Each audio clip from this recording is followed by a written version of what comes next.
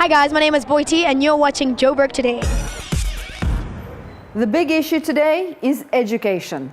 The critical proportions of youth unemployment calls for a mix of policy tools and levers to create opportunities for this demographic. So says the experts. In South Africa, youth unemployment stands at over 50%. As the national economy now creates fewer and fewer jobs, essentially, the future is in your hands as the youth. It comes down to investing in the right academic program based on your interests and passion. That could just land you the dream job. The Career Indaba is a great platform for the youth in Johannesburg to gain more insight into career and skills growth opportunities. Young students are often unsure about their career choices and career prospects when finishing school. The same can be said about young adults. Well, the Career Indaba aims at assisting students to make better choices for their future. It's targeted at your university students, your school leavers, matric, grade 11, as well as parents and teachers, for them to come to the event, and we're offering offering a platform for these people to gain extra knowledge about what institution is the best for me, what sort of matches my personal characteristics, what is even out there within the South African market, what options do I have to study at what institutions. We've got some corporates here as well, but they are then on the flip side where they are targeting the university students as to this is what our company offers, university leavers. What grad programs are available, what internships are available, how would you go about applying for a job at their institution. All of the top universities are present here, as well as private colleges, but there is also so much more on offer. It's very inspiring to notice how the pupils present at this incredible platform are so enthusiastic and passionate about finding out more on career options that may be available to them based on their own personal interests. Now behind me is the Embassy of Hungary, and we are going to find out more on what they are offering students in Africa. The Hungarian government is offering 100 fully paid scholarships for South African students to study in English language in a variety of 147 different courses in Hungary. That's the offering. And the 100 courses are distributed. There's 30 at bachelor's level, 60 at master's level, and 10 at PhD level. This offering comes out every year for the next 2 years.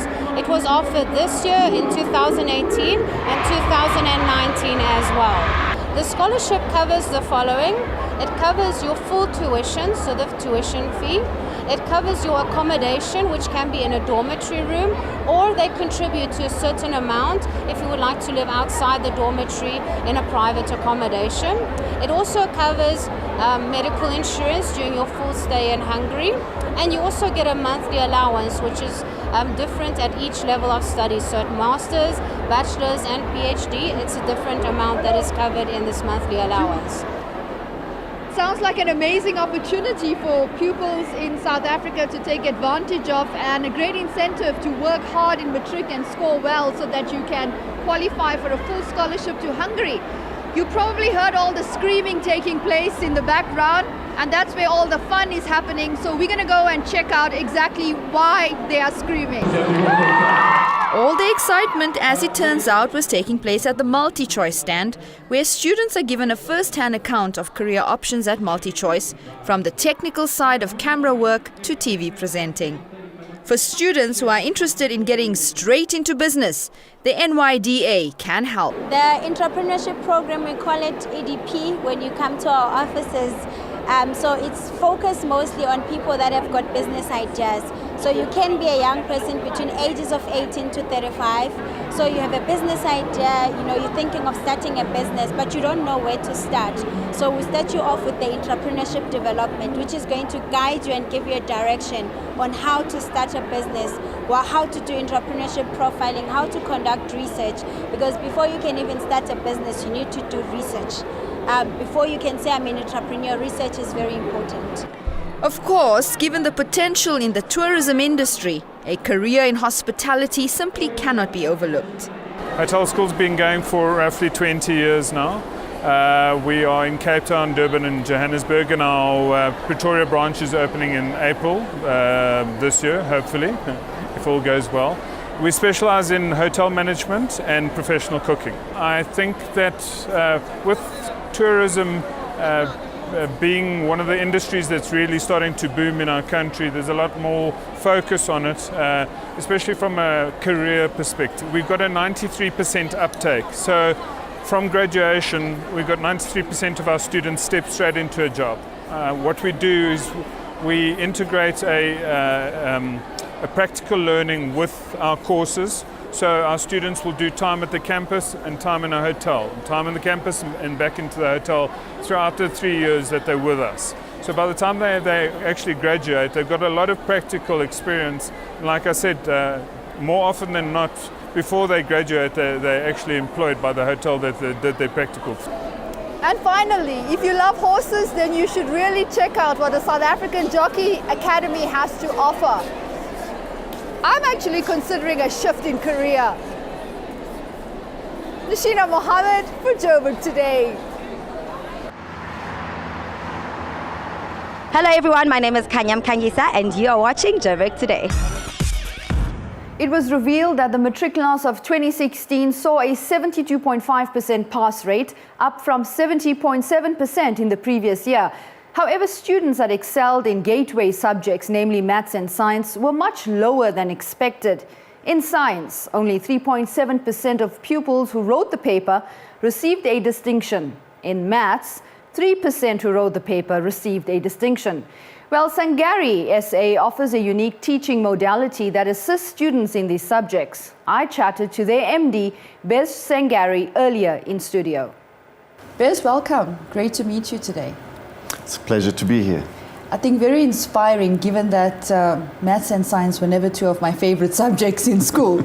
And you have an amazing family history that shares a passion for these subjects. Tell us more about Sangari South Africa.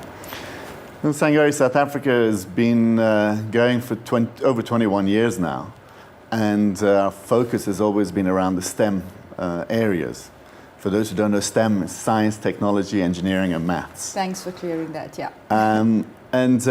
We try and, although we supply normal products for schools that want to teach these subjects, whether they are hardware or software or real hands-on science laboratories, our real passion lies in helping schools to develop a different model of teaching. Mm-hmm. And that would be a model which is cross-curricular and exciting for kids. Because kids, learning through force feeding is never good. Absolutely. I mean, we've all been through that process, and exciting certainly doesn't come to mind when you think of maths and science. And certainly if you don't have an affinity for the subjects to begin with. Tell us about your collaboration with the Gauteng Department of Education. How are you challenging the current modality of teaching on these subjects? Well, Gauteng Department of Education has always been a strong partner with us. And since about a year ago, which we decided to take over once again the Formula One in Schools program, we've had discussions with the department, and they're very excited to have us back again, let's say. And we are looking at signing a memorandum of understanding, which will not only allow us to go into schools and talk to schools and help them to get involved with F1 in schools, but also to try and bring F1 in schools and our other competitions like the Land Rover 4x4 and the Jaguar Primary School Challenge to bring them in line with the curriculum and create that cross-curricular exciting teaching and learning. Sure. Tell us, why is this important? If you have to look at the current way learning is taking place in schools, we hear a lot about the dismal performance of students in mathematics in particular. Well, first of all, I don't believe that you need to have an affinity to learn these subjects. These are subjects that anyone can learn. You need to be motivated to learn them. And right now, all these subjects are being taught in silos. Mm-hmm.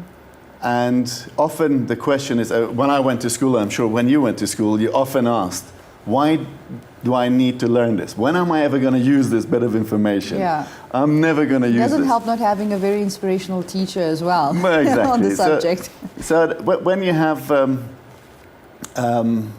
something that relates what you're learning to the outside real world, and in our case, we've connected it to Formula One, which is probably the most glamorous and exciting sport that there is out there. Kids get excited.